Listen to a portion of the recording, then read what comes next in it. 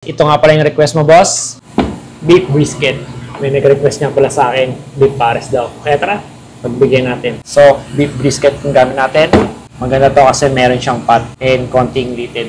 Let's go. So, lagyan natin yung beef brisket ng water. Pakuluin lang natin para matanggal yung impurities. Pakulang ko lang to, then gasan ko siya ng water. Pakulang ko lang to para mas mabilis.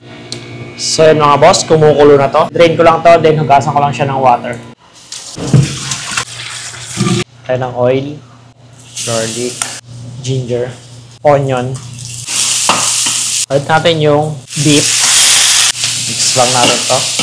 Soy sauce, oyster sauce, hoisin sauce, fish sauce, sugar, ground black pepper, 5 spice powder.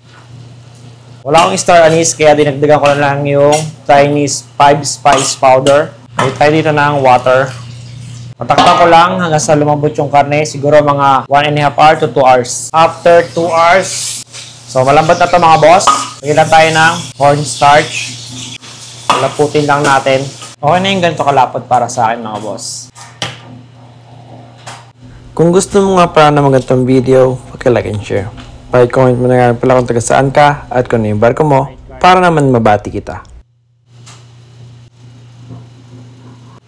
Ito nga pala yung request mo, boss. Beef pares. Hindi na pala ako gumawa ng fried rice at saka ng soup. Yun lang. Bon appetit.